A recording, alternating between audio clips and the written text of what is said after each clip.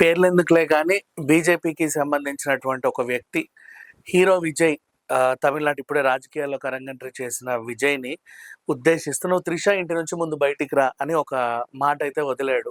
దీంతో ఏమైందంటే తమిళనాడు మొత్తం విజయ్ 'త్రిష', 'త్రిష', విజయ్ అని చెప్పేసి ఒక టైప్ ఆఫ్ ట్రోల్స్ అనేవి నడుస్తా ఉన్నాయి. 'త్రిష' ముందుకొచ్చింది. రాజకీయాలకి నాకు సంబంధం లేదు. అనవసరంగా నన్ను లాగొద్దు. నేను లీగల్‌గా వెళ్ళి పోరాడాల్సొస్తది. మీ మీద కేసులు పెట్టాల్సొస్తది అని జెప్పేసి ఆవిడ చాలా స్ట్రిక్ట్‌గా చెప్పింది.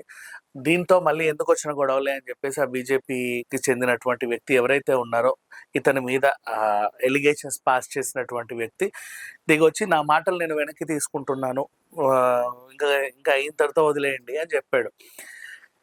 ఇంకో మెట్టు ఎక్కువ ఎక్కి 'త్రిష' ప్రపంచం మొత్తం నీకు వ్యతిరేకంగా ఉన్నా నేను మాత్రం నీకు తోడుగా ఉంటా అని ఒక పోస్ట్ పెట్టింది. సీ ఇద్దరు మనుషులు కలిసున్నారు అంటే వాళ్ళ మధ్య స్నేహబంధమే ఉంటది. ఇన్ కేస్ ఒకవేళ అంతకు మించి బంధం ఏమైనా ఉంటే వాళ్ళు ప్రకటించుకుంటారు. ఈ రోజుల్లో ప్రకటించుకోవడానికి ఎవరికీ ఏమి ఇబ్బందులు లేవు. కానీ జెండర్స్ ఒక మేల్, ఒక ఫీమేల్ కలిసి ఎటో వెళ్తున్నారు, ఎక్కడికో వస్తున్నారు అంటే చాలు మనం పెట్టేస్తా ఉంటాం లింకులు పెట్టేసి వాళ్ళ రూమర్స్ అన్ని క్రియేట్ చేసి వీళ్ళు ఇలా అంట అలా అంట అని పిచ్చి రాతలు దాన్ని నమ్మి ఇంకా చాలా మంది అరుగు మీద అమ్మలక్కలో వైన్ షాప్ వెనకాల తాగుబోతులో దాన్ని ఇంకా ముందుకు తీసుకెళ్లి గాసిప్స్ని లేని ఒక అబద్ధాన్ని నిజం చేసి మరీ జనాలకు పోర్ట్రే చేయడం అలవాటైపోయింది. ఎప్పటి నుంచో ఎన్నో చూసాం ఇలాంటి కేసెస్. ఇప్పుడు మళ్ళీ ఇలాంటిదే జరిగింది. సరే వాట్ ఎవర్, వాళ్ళు కలిసి ఉంటే సమాజానికి నష్టమేం లేదు, వాళ్ళు విడిపోయినా సమాజాన్ని ఉద్ధరించేదేమీ లేదు. అది వాళ్ళ పర్సనల్. కాకపోతే రాజకీయాల్లోకి వచ్చినటువంటి ఒక వ్యక్తిని టార్గెట్ చేయడానికి ఇంతకుముందు పవన్ కళ్యాణ్ రాజకీయాల్లో ఉన్నప్పుడు 3 పెళ్ళిళ్ళు అంటారు. ఇప్పుడు విజయ్ రాజకీయాల్లోకి వచ్చిన తర్వాత ఆవిడతో లింకు, ఈవిడతో లింకు అంటున్నారు.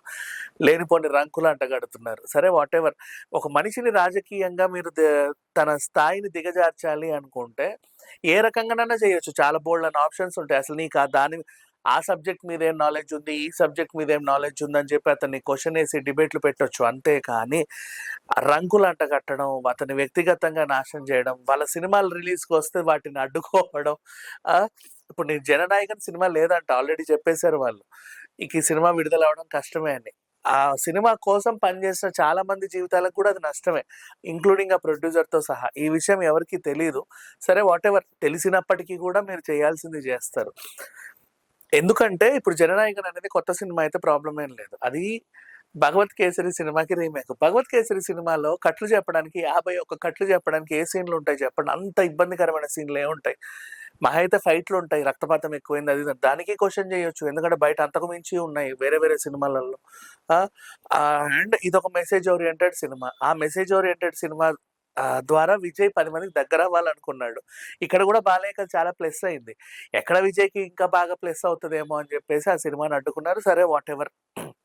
అంటే అది జనాల్లో మద్దతు పెంచేలాగానే ఉంటదే తప్ప ఎక్కడ తగ్గదు. ఇదొక్క విషయం గుర్తుపెట్టుకోవాలి. రాజకీయంగా ఒక మనిషిని స్థాయిని దిగజార్చాలి అంటే అతనికి లేని నాలెడ్జ్‌ని నీకిది లేదు, దీని పట్ల నీకసలు ఏమీ తెలీదు అని అతను 100 సార్లు క్వెషన్స్ ఏస్తే నిజమే గదా! నాకు తెలీదని తప్పుకుంటాడు. ఇట్లాంటివి గూడా జరుగుతాయి. అలా కాకుండా వ్యక్తిగతంగా నువ్వు అక్కడికెళ్ళావు, ఇక్కడికెళ్ళావు, నువ్వు వాళ్ళతో స్నేహం చేసావు, నీకు ఆ అలవాటుంది, ఈ అలవాటుంది, ఇవన్నీ రాజకీయాల్లో పనికిరావు. ఇంకా చెప్పాలి అంటే ఏ అలవాటు లేనోడు రాజకీయాల్లోకొచ్చిన తర్వాత కూడా అన్ని అలవాట్లకి పోతాడు.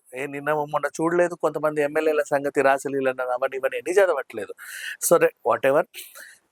'త్రిష' గురించి మాట్లాడిన మాటలు ఈయన వెనక్కి తీసుకోవడం జరిగింది. అలాగే ఎవరేమనుకున్నా నేను నీకు అండగా ఉంటానని 'త్రిష' కూడా ఒక స్టేట్మెంట్ పాస్ చేసింది. వీళ్ళిద్దరి స్నేహాన్ని స్నేహంగానే తీసుకోవడం అంటే మన ఇష్టం అది. మీరు ఎలా అయినా తీసుకోవచ్చు. సరే రంకే ఉందనుకుందాం, అది వాళ్ళ పర్సనల్ గదా! దానివల్ల మనకేమన్నా ఇబ్బంది అవుతుందా చెప్పండి? ఏమీ లేదు గదా!